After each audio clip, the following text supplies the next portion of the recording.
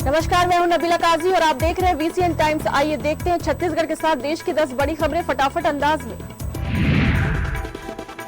छत्तीसगढ़ के पूर्व सीएम भूपेश बघेल के बेटे चेतन बघेल को प्रवर्तन निदेशालय ने गिरफ्तार किया है। शुक्रवार को चेतन को रायपुर के स्पेशल कोर्ट में पेश किया गया। कोर्ट ने चेतन को 5 दिन की ईडी के रिमांड पर भेजा है। ईडी ने चेतन बघेल पर शराब घोटाला, कोल घोटाला, महादेव ऐप मामले में हवाला कारोबारी के जरिए मनी लॉन्ड्रिंग के आरोप लगाए हैं।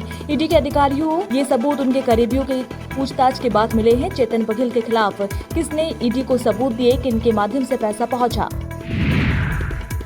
जिले के अबूझमाड़ के सघन जंगलों में एक बार फिर नक्सलियों सुरक्षा बलों के बीच जबरदस्त मुठभेड़ हुई है। फायरिंग तब हुई जब सुरक्षा बलों की संयुक्त टीम में नक्सलियों की मौजूदगी की सूचना मिलने पर ऑपरेशन पे निकली थी। इस दौरान नक्सलियों ने हमला कर दिया। सुरक्षा बलों ने जवाब दिया, सर्च ऑपरेशन चलाया, जिसमें अब तक 6 नक्सलियों के शव बरामद किए गए हैं। मुख्यमंत्री साय ने भी एक्स पर पोस्ट कर जवानों को बधाई दी। छत्तीसगढ़ सरकार अब बोरेबासी दिवस के कार्यक्रम की गड़बड़ियों की जांच करेगी। शुक्रवार को इसका ऐलान छत्तीसगढ़ विधानसभा में किया। विधायकों की एक समिति इसकी जांच करेगी। दरअसल कांग्रेस शासनकाल के समय 1 मई मजदूर दिवस के दिन बोरेबासी दिवस मनाया गया था। 5 घंटे के बड़े कार्यक्रम में बोरेबासी खाने के नाम पर 8 करोड़ रुपए खर्च किए गए थे। ये मुद्दा विधानसभा में भी गूंजा। अब इसे लेकर जांच समिति बनाई जा रही है। भारतीय जनता पार्टी ने कांग्रेस पर बड़ी गड़बड़ी के आरोप लगाए हैं। रायपुर में भाजपा अनुसूचित जनजाति मोर्चा ने राहुल गांधी का पुतला फूंका। कांग्रेस ने हाल ही में जग खरीदी में घोटाला करने का आरोप लगाया। भाजपा ने इसे भ्रामक और झूठा प्रचार बनाया। बीजेपी की ओर से कहा गया है कि ये विरोध बलौदाबाजार जिले के आदिवासी विकास विभाग के छात्रावास हेतु वाटर जग खरीदी को लेकर फैलाई गई भ्रामक और तथ्यहीन जानकारी के विरोध में किया गया। भाजपा अजजा मोर्चा के प्रदेश अध्यक्ष विकास मरकाम ने कहा कि कांग्रेस भ्रष्टाचार में आकंठ डूबी है। इसे एक ईमानदार और कर्मठ आदिवासी मुख्यमंत्री भी भ्रष्टाचार नजर आ रहा है।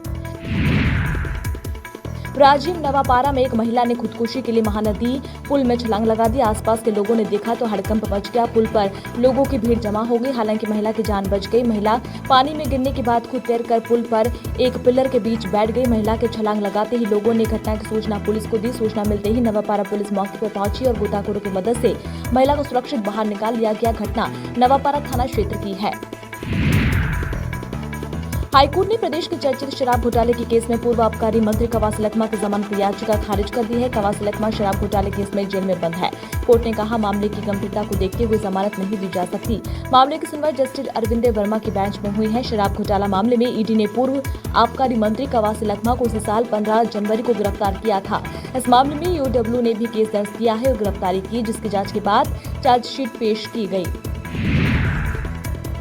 छत्तीसगढ़ विधानसभा सत्र के आखिरी दिन सरकार ने जन विश्वास विधेयक पेश किया है। इसे ध्वनि मत से पारित किया गया। ये विधेयक राज्य में ईज ऑफ डूइंग बिजनेस और ईज ऑफ लिविंग की दिशा में एक महत्वपूर्ण कदम माना जा रहा है। इस विधेयक का उद्देश्य अंग्रेजों के समय से चले आ रहे ऐसे कई कानूनों को संशोधित करना है जो नागरिकों और कारोबारियों द्वारा की गई छोटी मोटी गलतियों को भी अपराध की श्रेणी में शामिल थे। जनविश्वास विधेयक पारित होने के बाद अधिनियमों के 163 प्रावधानों में संशोधन हुआ है। इस मामले में अब आपराधिक मुकदमा नहीं, केवल देना होगा जुर्माना। सीएम साय ने कहा, यह एक महत्वपूर्ण कदम है।